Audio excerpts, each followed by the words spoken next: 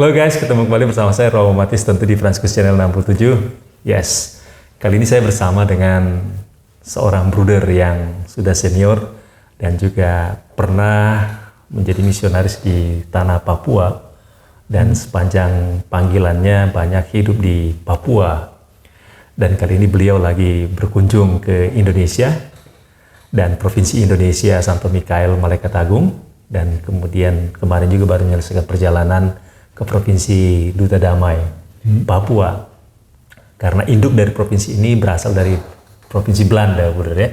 Dua provinsi berasal dari Belanda. Kita mau kepoin nih, kira-kira hal-hal inspiratif apa yang berkesan dan juga yang bisa dibagikan Bruder kita ini dalam pengalaman panggilannya, baik sebagai seorang Fransiskan maupun juga misionaris di tanah Papua. Apa kabar, Bruder? Ja, mau katakan apa? Sehat, Bruder ya? Ja, dari kecil saya mau menjadi misionaris. Misionaris, Bruder ya? Ja, mengapa? Ja, karena dengar cerita-cerita dan sebagainya. Dan ja, mau menjadi imam juga. Maka masuk ke seminari kecil Di Belanda. Pada umur 12, itu waktu itu hal yang biasa, of masih biasa boleh katakan, karena sesudah saya sudah berhenti sebenarnya seminari kecil. Ikut pendidikan dan masuk biara, dan di dalam biara itu ditekankan kami adalah saudara. Pertama-tama menjadi anggota dari persaudaraan. Lantas tugas atau job yang dapat itu leinsel. Itu langkah kedua. Langkah kedua, Bruder ya. Dan dalam tahun-tahun ini, dus 62, 63 dan seterusnya, itu cukup ditekankan. Sehingga dari kelas saya ada 3 yang memilih menyelesaikan studi teologi, tetapi tidak mau ditapiskan. Lantas saya direncanakan pergi ke Pakistan, tetapi dokter katakan tidak boleh. Saya punya salah satu penyakit yang akhirnya ternyata tidak punya dampak sama sekali. Nah, pokoknya itu ada. Tapi mengapa Bruder memilih Bruder ya? Waktu itu kan ada pilihan panggilan menjadi imam ya? Tentu ada. Karena saya diminta untuk ke Pakistan. Dan tugas itu untuk SOSEC di sana, sosial ekonomi. Sosial ekonomi. Dan di sana kebutuhan akan imamat tidak terlalu besar. Maka waktu itu saya pikir, baiklah, pergi ke sana sebagai bruder. Dan kalau ternyata perlu atau baik, saya masih bisa ditabiskan imam. Tahu-tahu, ya, dokter katakan tidak boleh. Tidak boleh. Maka saya bingung. Dan tidak langsung mau lompat ke imamat waktu itu. Maka mulai dengan studi ekonomi. Oh, Bruder ambil studi ekonomi? Ya. Teologi sudah ya? Teologi sudah. Ekonomi? Ekonomi di Vrije Universiteit. Di Belanda? Di Belanda, ya. Ja, dan selama studi ini menjadi jelas boleh ke mana saja dari segi kesehatan. Tidak ada batas atau semacam itu, tidak ada halangan. Tidak ada halangan lagi udah. Dan ada tawaran dari Papua. Sehingga akhirnya berangkat ke Papua. Oh, tahun berapa, Bruder? 75. 75, waduh, saya belum lahir. Ya, 75. Kita berbeda umur sedikit ya. Jadi Bruder masih 75 sudah di Papua ya? 75 masuk Papua ya. Papua. Lebih dulu setengah tahun di Jogja untuk belajar bahasa. Belajar bahasa, Bruder ya? Dan kemudian Bruder tidak mengalami kesulitan waktu masuk pertama kali ke tanah Papua dengan pengalaman bahasa Indonesia berapa bulan? 6 bulan Bruder ya? Kira-kira 6 bulan. 6 bulan ya? Tetapi sebenarnya saya baru belajar of berani pakai bahasa Indonesia waktu dipaksakan. Di Papua? Di Papua, dus saya mengajar sedikit saja. Oh, Bruder ngajar? Pada awal untuk isi waktu untuk lihat tugas apa nanti dipercayakan pada saya. Dan ya mau tak mau harus pakai bahasa Indonesia. Dan itu sangat membantu untuk... Tugas pertama Bruder mengajar ya? Ya tidak boleh katakan, itu masih tahun persiapan untuk lihat mau ditempatkan di mana. Itu perlu perundingan di sana untuk lihat lubungan mana dan apa cocok. Oh, jadi belum mengajar tugas utama ya? Nee, itu bukan tugas pertama, tetapi itu juga untuk paksa diri sedikit untuk pakai bahasa Indonesia. Pakai bahasa Indonesia. Ya. Tugas Bruder kemudian yang menjadi fix itu di... saya dapat tugas pada awal di Monomani P5. Oh. Waktu itu satu proyek yang besar dari pihak yang dimulai oleh Shell Koenen. Ini seorang pastor yang betul punya melihat keadaan itu dan lihat bahwa keadaan kesehatan masyarakat agak jelek. 2/3 dari anak meninggal dunia sebelum umur 5 tahun. Lihat India di sana banyak rambut merah. Dan itu tanda bahwa kekurangan zat putih telur. Maka dia mulai dengan satu proyek sekolah pertanian selama 2 tahun pendidikannya. Dan sambil bekerja di kebun dan dapat pengalaman di Monomani. Sesudah 2 tahun dikirim kembali ke kampung dengan alat pertanian dan dengan persyaratan juga harus tanam kopi. Tetapi mereka juga dapat satu pasang bebek dan sesudah 1 tahun itu harus dikembalikan bebek itu. Tambah satu jadi 3 ya? Menjadi 3. Maka itu dipakai lagi untuk gelombang berikutnya. Ya. Dan para guru di sana mereka juga pergi mengunjungi para petani yang tamat dari sekolah itu. Sesudah mengembalikan bebek, bisa dapat kambing dan tuntutan sama, kambing atau domba. Oh, jadi 2 ekor jantan betina nanti harus dikembalikan 3 menjadi 3 ya. Dan langkah berikut lagi dapat sapi. Sapi Bali. Ya. Maka boleh katakan sesudah pendidikan anak-anak itu dibimbing, diikuti selama kira-kira 10 tahun. Oh, 10 tahun termin mereka dibina itu ya, didampingi. Ya, bahwa dikunjungi dan mereka juga terikat karena mereka harus kembalikan yang tadi 3 ekor tadi ya. Itu Bruder yang gagas itu Bruder.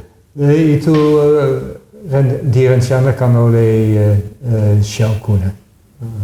Dan saya rasa itu suatu program yang baik. Akhirnya proyek ini tidak ada lagi. Dus sudah macet. Mengapa? Toch ada kekurangan dalam proyek ini, semacam itu.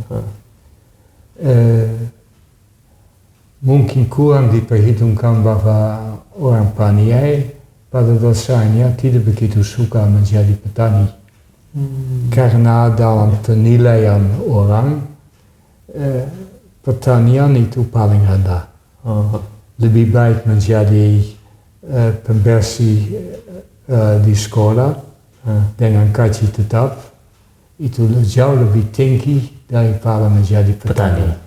Maka orang yang tamat dari sekolah itu dan sudah kembalikan bebek dan sebagainya, mereka coba menjadi pegawai negeri. Oh, jadi pegawai negeri ya. Walaupun ya tidak punya arti banyak ya. Tapi saya masih harus katakan pula, mereka harus tanam kopi dan kopi dapat dijual sehingga ada pendapatan. Itu sumber pendapatan direncanakan. Dan itu akan berjalan, tapi laki-laki tidak terlalu mau memperhatikan itu dan membiarkan istri-istri buat itu. Yang bekerja di kebun. Bekerja di kebun dan lihat kopi, lihat binatang pula. Dan ada satu faktor lain lagi, keiri hatian. Mereka lah cukup maju, dapat bebek dan seterusnya. Dan teman orang lain di kampung tidak dapat, karena mereka tidak ikut pendidikan. Oh ya. Dan terjadi keiri hatian sampai kadang-kadang terjadi bahwa mereka para pendidik sendiri bunuh sapinya karena mereka diancam nanti kau mati kalau tidak dan seterusnya. Dan ya itu kepercayaan juga di kampung. Itu main peranan penting ya. Berapa tahun Bruder berkarya di situ, Bruder? Mengenai ekonomi ya? Pada awal 1 tahun, kemudian saya ke lain tempat, kemudian kembali ke Paniai dan menjadi ya boleh katakan turut mengawasi proyek ini. Proyek pengembangan ekonomi tadi, Bruder? Ya, proyek pertanian. Pertanian itu ya? Waktu itu saya menjadi delegat sosial untuk bagian barat dari Kuskupan Jayapura. Ya? Maka saya harus memperhatikan semua kegiatan dalam bidang sosek. Dan itu pertanian seperti tadi, tetapi juga ada sekolah untuk kaum wanita, sedikit kesehatan, sedikit pertukangan, ada macam-macam. Bagaimana pengalaman Bruder menangani masyarakat Papua, pengembangan ekonominya Bruder waktu itu? Mungkin kami kurang mendidik mereka untuk memegang uang dan mengatur itu dengan baik. Oh, memegang dan mengatur uang itu ya? Ya, itu cukup sulit. Memang sulit juga dari segi adat. Kalau saya pegang uang, dan teman saya atau adik saya sebagai adik punya hak juga atas uang saya. Oh begitu? Hak, tetapi semacam itu. Dalam kulturnya mereka seperti itu ya? Dalam kultur itu, ada beberapa yang mulai dengan toko untuk jual barang dan sebagainya. Akhirnya satu demi satu macet karena ada pinjaman. Orang datang, saya perlu garam, tetapi saat ini tidak ada bank, maka besok saya bayar. Akhirnya barang hilang, bank belum masuk. Macet tadi udah? Macet, ya. Dus dari satu segi itu baik membantu satu sama yang lain, tapi untuk perkembangan ekonomi itu tidak terlalu membantu. Dari segi sosial berarti mereka kuat, Bruder ya? Ya,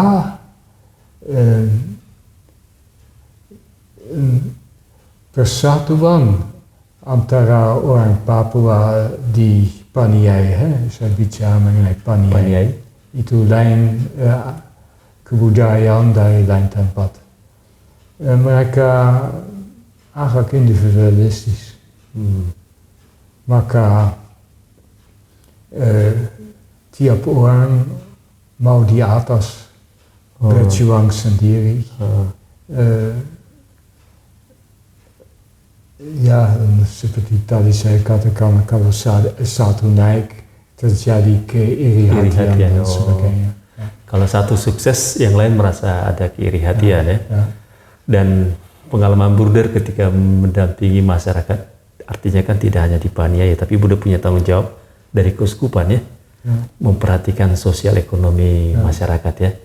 Pengalaman Bruder itu dalam perjalanan di berbagai tempat, ya Bruder katakan tadi ada yang menggembirakan, tapi ada juga yang akhirnya menyedihkan ya. Akhirnya artinya dicoba untuk berkembang usahanya, tapi tutup macet begitu ya. Kalau pengalaman Bruder yang berhasil ada juga Bruder. Saya rasa ada sejumlah orang yang menjadi sadar, berkembang baik. Berkembang baik Bruder ya. Akhirnya saya harus katakan ya, pendidikan itu kunci. Dus pendidikan formal, karena hanya melalui pendidikan sungguh bisa maju. Dan ya pahit bahwa sering pendidikan di pedalaman itu masih sangat kurang. Tapi ada sejumlah orang yang walaupun mereka tidak terlalu didorong atau disupport oleh keadaan pendidikan di pedalaman, mereka toch maju. Maju ya. Entah mereka ke STFT, entah mereka ke perguruan tinggi dan sebagainya itu ada. Saya rasa itulah jalan yang baik, yang menghasilkan. Ya. Kalau tadi Bruder katakan kan satu kegagalan yang Bruder katakan itu kita tidak sempat mendidik mereka bagaimana memegang dan mengolah uang tadi Bruder ya. Itu bagaimana ketika Bruder tahu itu dan kemudian berubah itu gimana? Itu sulit. Sulit Bruder ya.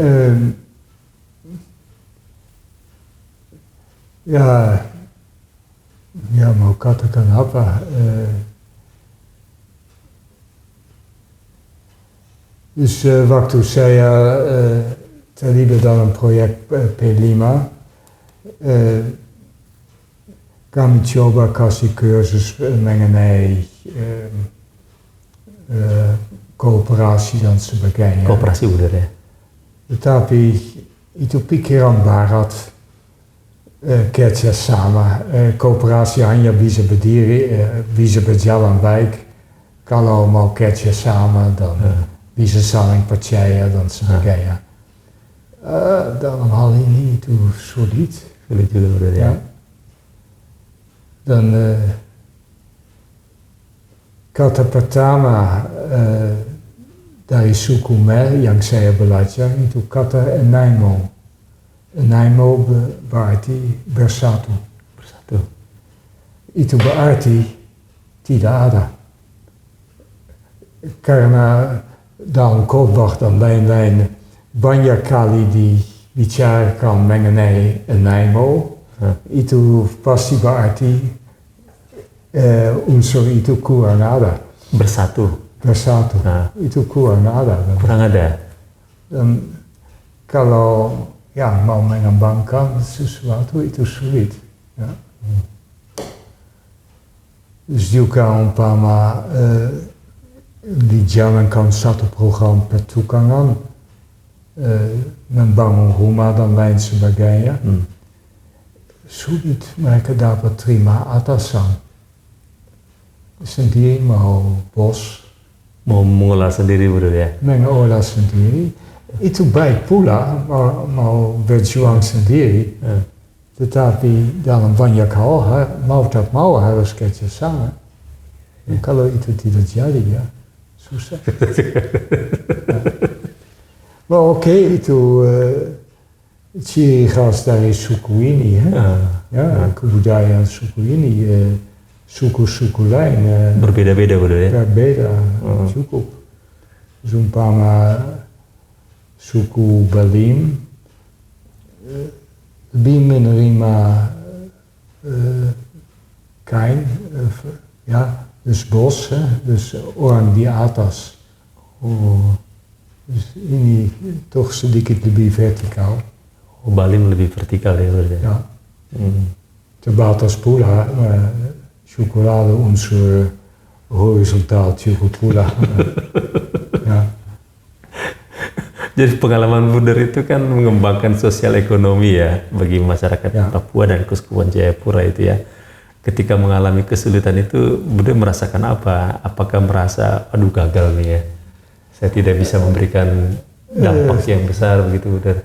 Kalau ke sana, kalau mau kerja dalam bidang sosial ekonomi, ya you tahu, harus tahu bahwa tidak akan berhasil banyak di banyak tempat demikian. Saya belajar lama kelamaan bahwa pikiran saya itu pikiran barat, dan mau tak mau harus bertitik tolak dari pikiran mereka. Dan itulah dasar. Dan dari situ bisa coba maju sedikit, pelan-pelan. Dan kalau ambil langkah terlalu besar, pasti akan dipanggil kembali atau ditarik kembali karena tidak berhasil. Ya seperti tadi ya, dus proyek pertanian itu, walaupun ada 10 tahun pendampingan, akhirnya toch itu tidak masuk dalam hati mereka. Mereka tidak menjadi petani. Ada, tetapi sebagian besar. Sebagian besar tidak ya? Dalam hati tidak, hanya terpaksa, ya harus makan, maka saya petani. Tapi tidak dengan hati. Ada si Didymus erbij yang menjadi pemimpin dari proyek ini, itu orang lokal yang berpendidikan di Universitas Pertanian di Manokwari, Universitas Bagian Pertanian. Ya. Saya rasa dia menjadi juga seorang petani yang baik. Hatinya pada pertanian. Ya, dan mau mengembangkan itu. Nah, itu salah satu contoh boleh katakan orang yang cukup berhasil. Ya. Tadi Bruder katakan itu ada satu poin yang menarik, Bruder ya, bahwa kegagalan itu terjadi ketika Bruder sebagai orang Barat yang datang dari Eropa, Belanda, berkarya di Papua dan mengembangkan ekonomi mereka dengan pemikiran Barat. Tapi yang sebenarnya kunci keberhasilan itu kalau kita mau berpikir dengan cara mereka berpikir, Bruder ya. Artinya pikiran lokal tadi ya. Dan itu pelan-pelan pasti akan maju gitu, Bruder ya. Ya. Dan Bruder pernah mengupayakan itu ya. Saya coba, tetapi juga waktu sudah pulang ke Belanda saya menjadi makin sadar betapa kolonialis kami. Dan bukan saya saja. Itu ya mengalami pula betapa sulit untuk melepaskan kebudayaan entah Barat, entah kebudayaan di sini ya. Dus ini suatu proses yang tidak terlalu gampang. Dan kita mau baik, tapi itu belum berarti kita buat baik. Kita mau baik. Karena ya sering tidak sadar. Ya. Ya, itu juga disebabkan saya punya muka putih. Ya, merah. Itu mungkin lebih tepat. Maka langsung juga ditempatkan. Ya, orang yang berkembang, orang yang kaya, orang yang datang dari Barat, orang yang ya, punya pesawat, anggota gereja itu yang kaya, yang serba bisa dan sebagainya. Dan juga dihormati sebagai orang itu. Kalau ada pesta dari orang dari via pemerintah juga di pedalaman, ya mau tak mau harus duduk di kursi depan itu. Saya tidak begitu suka, tetapi ya langsung diundang untuk itu. Dan itu tidak membantu untuk lebih cari tempat dekat dengan mereka. Dan ya lama-kelamaan menjadi lebih sadar mengenai hal semacam itu. Tapi ya, itu kenyataan pula. Maka mungkin kami mau roba orang di sana, tapi sebenarnya harus lihat diri sendiri. Dan betapa sulit untuk roba diri, ya, you harapkan apa dari mereka, bahwa mereka roba diri dalam jangka waktu pendek? Iya. Itu tidak ada. Susah benar ya. Dan di situ berarti kan ada perubahan dari diri kita ya. Itu pertobatan itu ya. Suatu pertobatan pula dari kita. Ya. Dan Bruder melihat itu artinya tidak hanya kehadiran Bruder, tapi kehadiran Fransiskan misionaris yang awal itu memang ya belajar untuk mulai mengubah cara berpikir tadi ya. Tidak dengan cara berpikir kita, tetapi cara berpikirnya mereka, Bruder ya. Itulah. Dan itu perjuangan yang susah ya. Itu suatu perjuangan susah. Maka dari segi itu saya juga rasa baik bahwa sudah zaman kami, sudah zaman orang putih sudah selesai. Ya. Sekarang Fransiskan yang ada di sana dari Indonesia. Saya juga lihat kadang-kadang unsur kolonialis pula minta maaf, itu juga kenyataan. Oh, ada juga unsur memaksakan kehendak kita, Bruder ya, pada masyarakat lokal ya. Ya, itu jelas. Dan Bruder kan sudah berapa tahun berkarya di Papua?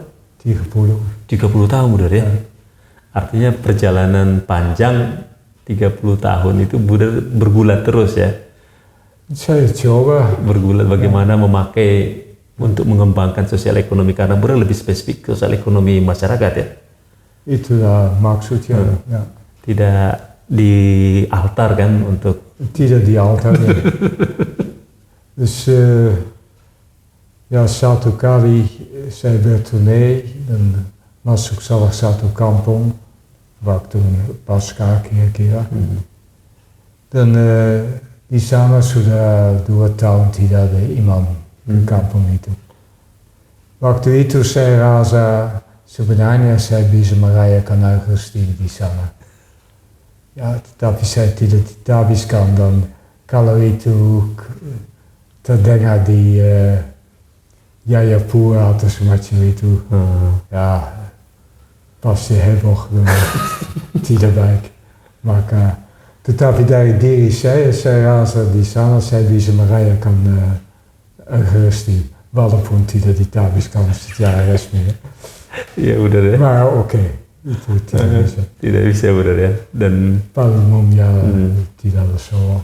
Tapi dalam keadaan semacam itu ya bisa rasa. Selama 30 tahun itu berpindah-pindah, Bruder ya tugasnya ya. Saya cukup lama tinggal di Enarutali. Ya. Tapi karena coba melayani daerah yang cukup luas, maka saya bisa jalan banyak. Khususnya di dalam wilayah itu. Wilayah Sukume, Sukumoni, Amome, Mimika. Di wilayah Timika ya. Timika ya, juga Nabire ya. Dus itulah kira-kira daerah saya. Semacam itu. Daerah yang banyak itu Bruder hadir sebagai seorang misionaris dalam bidang sosial ekonomi, di daerah mana yang kira-kira Bruder merasa apa yang Bruder miliki, kemampuan itu tadi, dan berkembang dan punya dampak pada masyarakat, Bruder? Ya, ada banyak hal yang kecil yang punya dampak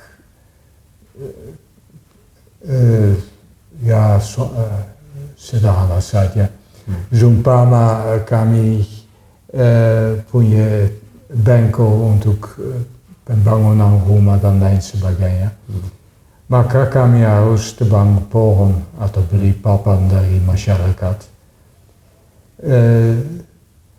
Menjadi semakin sulit karena ya pohon-pohon mulai habis dan tentu mereka tuntut pembayaran lebih tinggi dan sebagainya.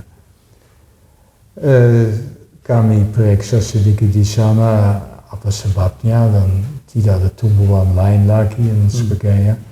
Ternyata tanah di mana kami sudah tebang banyak pohon menjadi semakin basah. Maka kami usulkan kepada mereka, mungkin baiklah bikin parit besar, luruskan kali itu sehingga air lebih gampang keluar. Dan mereka sendiri lihat juga manfaatnya karena tanah menjadi kering. Maka mereka jalankan itu dengan hanya sedikit bantuan dari pihak kami. Hanya apa kami harapkan bahwa pohon-pohon mulai tumbuh lagi. Itu kurang jadi karena mereka bikin kebun dari situ. Oh, buat berkebun ya. Mereka ya? Ya, dus mereka sendiri bikin kebun itu. Ya. Dan dus itu saya rasa dari satu segi berhasil, dari lain segi tidak. Karena tujuan saya nanti adalah pohon-pohon lagi. Tahu-tahu menjadi kebun-kebun. Nou, itu rupanya lebih dibutuhkan masyarakat daripada saya pikir itu. Ya. Nah, itu satu hal yang berhasil, mereka buat sendiri. Ya. Nah, itu ya contoh kecil saja. Ya, artinya punya dampak pada masyarakat juga, ya. Dan mereka bisa mengikuti itu ya. Ya, dus kadang-kadang bisa usulkan sesuatu dan lihat saja mereka ikuti atau tidak. Ya, kalau tidak ya sayang, oke. Kalau mereka tidak ikuti, Bruder merasa gagal atau bagaimana, Bruder? Ya itu toch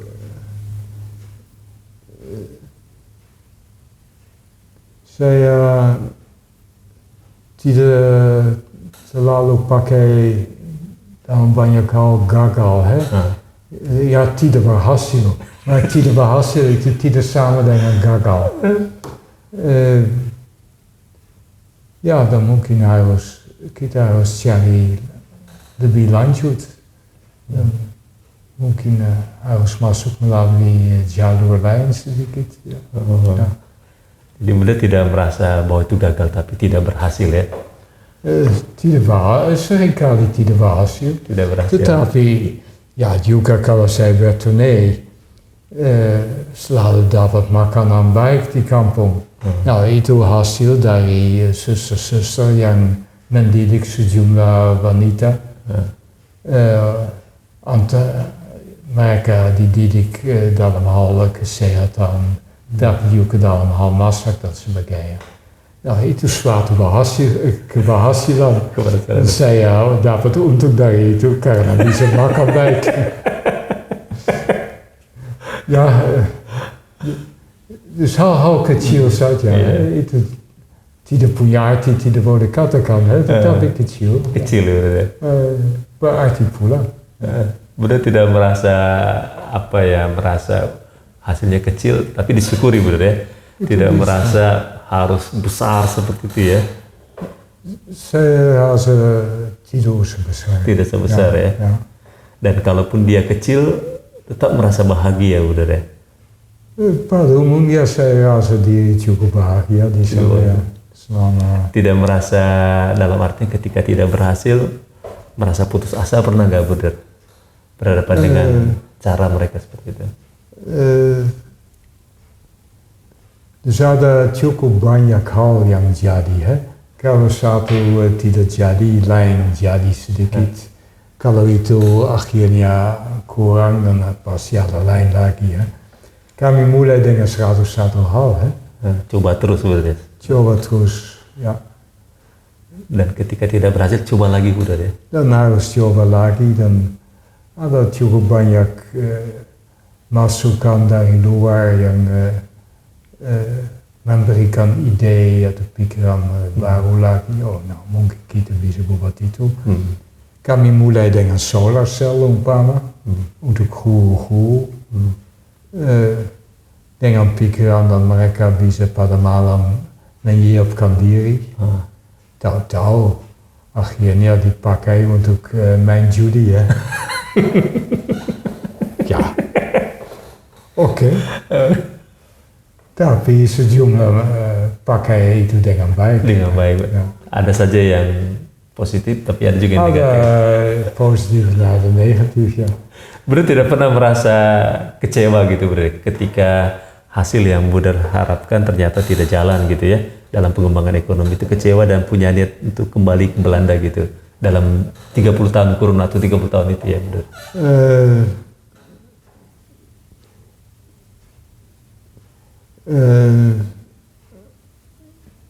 Selama saya di Paniai itu saya rasa cukup senang.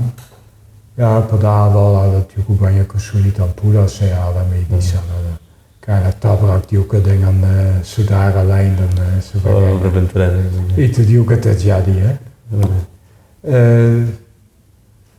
Sesudah sekian tahun saya dipindahkan ke Jayapura. Menjadi direktur dari AMA. Itu saya jalankan 4,5 tahun semacam itu. Direktur AMA yang mengurus penerbangan itu Buddha. Penerbangan ya. Penerbangan pesawat-pesawat kecil itu Buddha. Ya. Nah. Periode ini saya rasa berat. Saya tidak cocok untuk itu. Kenapa Buddha? Kan bidang sosial ekonomi Buddha, studi ekonomi juga. Ja, itu tidak berarti bahwa saya manager. Ja, Joep berpendidikan manajemen. Saya tidak, saya berpendidikan ekonomi, maar itu tidak sama dengan manager. Lalu Buddha tidak... Nou, ada banyak kesulitan di AMA.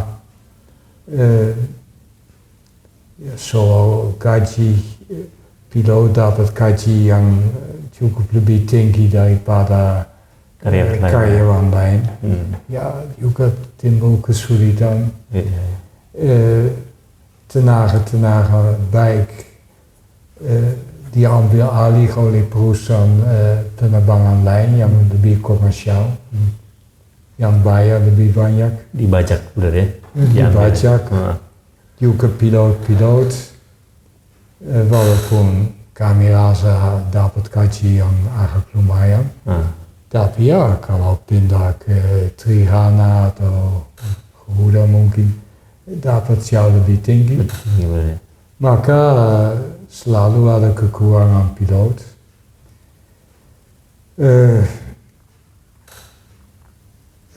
Kami terbang ke lapangan-lapangan kecil, terjadi cukup banyak kecelakaan. Maka kadang-kadang kurang pesawat. Kami pakai bahan bakar yang sering tidak terjadi. Nah ya, ada cukup banyak kesulitan. Ya. Dan Buddha 4 tahun itu merasa tantangan yang berat di situ Buddha. Ini saya rasa cukup berat. Berat ya. Dan pada umumnya pada pagi hari saya di kantor, dan sore hari di rumah. Dan kadang-kadang ditelepon pada sore hari, dan ya saya dikejutkan karena dan hampir tentu ada kecelakaan atau semacam itu. Waduh, itu ya. Dan itu rasa berat. Ya. Berat itu ya.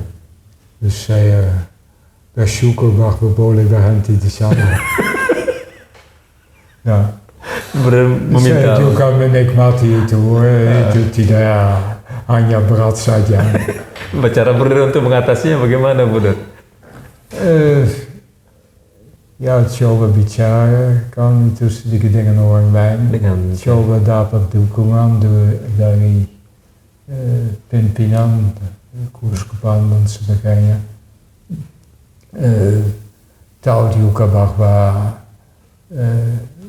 tugas saya hanya sementara saja. Dus itu juga membantu. Ada titik terakhir. Iya. Jadi selama 4 tahun itu berat, tapi Bruder tetap menjalankannya dengan itu tugas. Dan karena tugas ya harus jalan. Dan bisa berjalan, Bruder ya. Dus dengan kesulitan bisa diatasi, Bruder ya. Ya, bisa diatasi dan bisa jalan. Bisa jalan ya. Dan akhirnya sesudah saya sekarang itu menjadi PT, mereka dus Roba status. Ya. Dan rupanya sekarang berjalan cukup baik. Sudah lebih baik lagi, Bruder ya? Saya rasa lebih baik. Soalnya tetapi itu penerbangan misi atau itu penerbangan komersial. Kalau komersial dapat untung, dan itu juga demi gereja. Maar dan itu berarti bahwa para pastor yang butuhkan pesawat tidak dapat. Hanya sekian pesawat tidak bisa layani sekarang. Sedikit juga pesawatnya, Bruder ya? Terbatas ya? Terbatas tentu. Jadi Bruder merasa yang berat itu ketika menangani karya di AMA itu ya? Kalau yang lain itu ya itu agak berat. Agak berat ya? Sekaligus pada saat itu saya juga magister dari saudara muda. Saya hidup di komunitas di Sentani, Sang Surya. Tapi Bruder tetap bahagia ya? Pada umumnya cukup berbahagia. Cukup rasa senang. Tapi pada tahun 2002 saya cuti dan sudah ditawarkan tugas lagi di Belanda. Menjadi sekretaris misi di sana. Udah balik ke Belanda ya? Dan 2004 saya pulang ke Belanda ya. Pulang ke Belanda ya? Dan bye-bye Indonesia ya? Dan saya Papua. Saya rasa sudah saatnya untuk pulang ya waktu itu. Dan tahu-tahu sudah banyak kali sesudahnya saya mengunjungi Papua juga. Dan kalau Bruder lihat setelah Bruder tinggalkan 30 tahun tanah misi Papua dan saat ini Bruder pernah berkunjung lagi, itu ada perubahan tidak, Bruder? Perkembangan yang lebih baik? Ya, secara fisik ada cukup banyak perubahan. Jumlah jalan bertambah, jumlah lapangan terbang dan pembangunan untuk lapangan terbang hebat-hebat saja. Sekaligus bisa lihat semakin banyak pendatang di sana. Kota di Jayapura bisa pindahkan saja ke entah di mana di Indonesia. Hampir tidak ada perbedaan lagi, ya. Berarti jumlah pendatang lebih kentara daripada jumlah orang asli. Masyarakat asli ya? Kalau masuk kampung, ya mereka sekarang pakai pakaian barat, ya pakai pakaian seperti kita pakai. Dus kurang pakai kotekan dan sebagainya. Tetapi apakah jiwa dan hati mereka berubah? Itu bisa dipertanyakan. Itu proses yang jauh lebih sulit. Ya, ya. Gampang untuk ganti pakaian, tetapi untuk berubah jiwa, hati, itu susah. Ya, kalau you perokok, dan harus berhenti merokok karena dokter katakan itu tidak sehat atau terlalu mahal. Ya, agak mungkin you masih merokok, karena tidak. Ya, untuk merubah jiwa itu susah. Ya. Hati, ya. Dan rasa saya perubahan itu terjadi, tapi pelan-pelan. Dan sekarang ini juga dipersulit karena keadaan politik. Ya, mereka rasa diri sungguh kelas 2. Een peristiwa yang dari Surabaya tempo hari 2019 kan. Dan beliau merasa bahwa sebenarnya kalau kita membuat perubahan itu harus hati mereka yang harus berubah ya, dan itu susah ya. Ya, tetapi itu juga berarti hati orang lain harus berubah. Hati orang lain yang berhadapan dengan mereka juga harus berubah juga ya. Karena mereka anggap mereka sebagai kelas 2. Iya, iya. Ya, dan itu terasa, Ya, ya. Terasa sekali Bruder ya. Itu terasa sekali. Dan kalau kita mau memajukan mereka, membangun mereka, paling tidak dengan frame pemikiran kita ya. Itu bukan dengan frame kita, dan anggap mereka sama. Ya. Sama derajat, sama. Dan harus dari mereka sebenarnya ya. Yang mereka butuhkan apa gitu ya. Mungkin itu bukan pertanyaan pertama mereka butuhkan apa, tetapi mereka punya apa. Mereka punya apa ya. Itu mungkin lebih penting. Mereka punya apa dan bisa dibangun berdasarkan itu ya. Ya, bisa.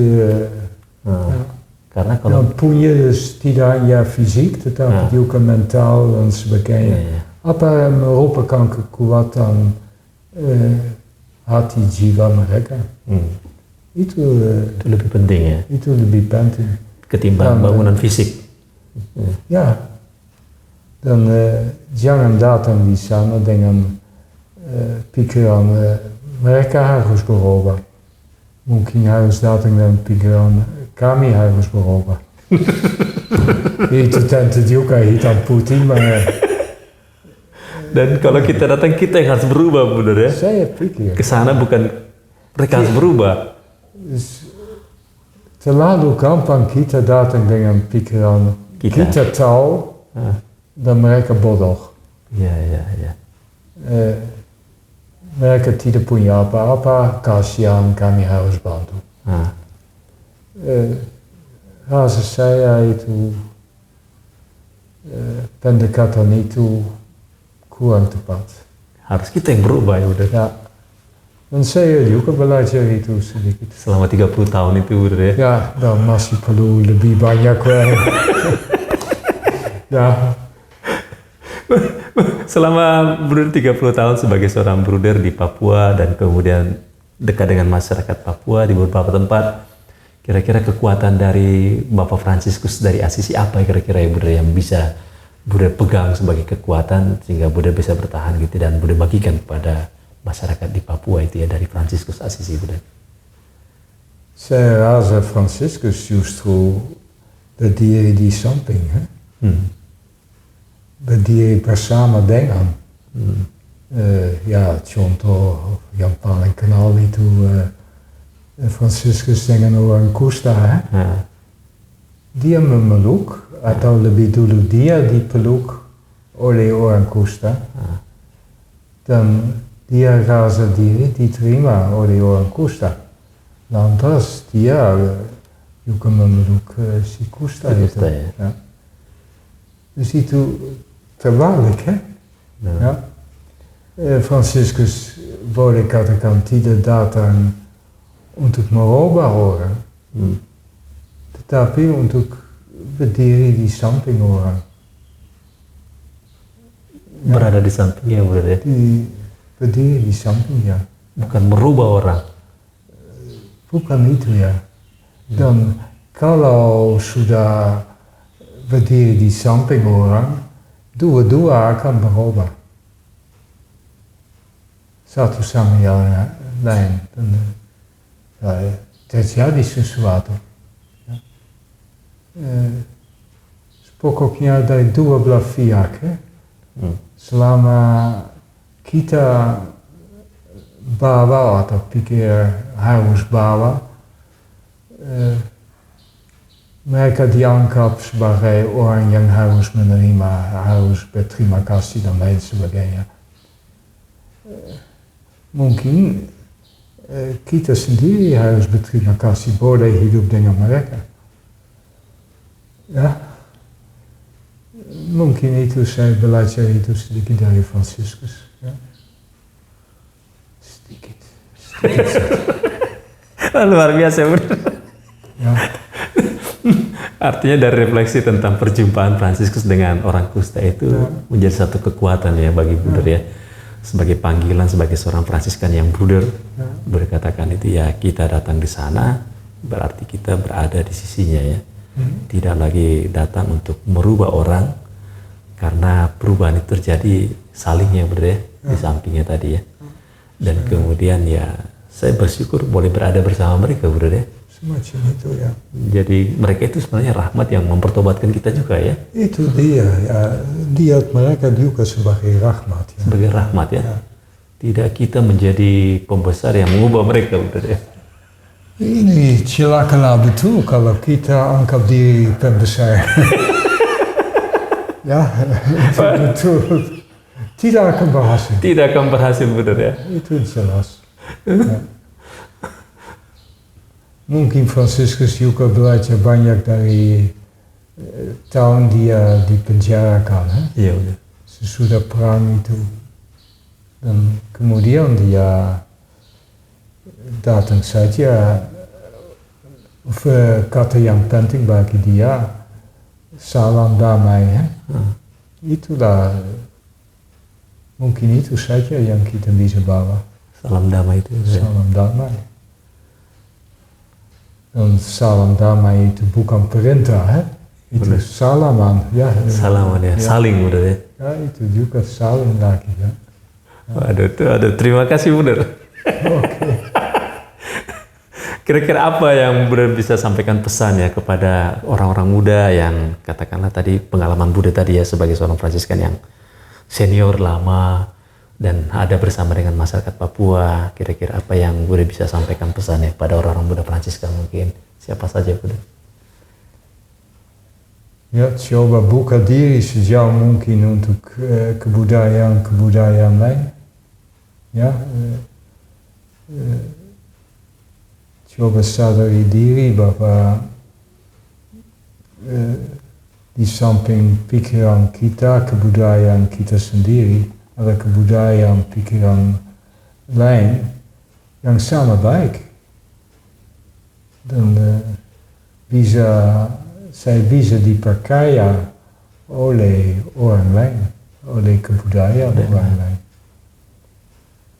Dan saya rasa itu penting untuk saudara muda juga. Ya. Ada satu keuntungan di sini bahwa sejak novisiat atau postulat mereka sudah hidup dalam kelompok tercampur dari berbagai suku dan bahasa, dan itu bisa membantu yang untuk membuka diri lebih jauh lagi. Maar tidak gampang. Ya, saya lihat cukup banyak pastor yang datang dari Indonesia menjadi imam di sini, tapi ditugaskan di Belanda. Mereka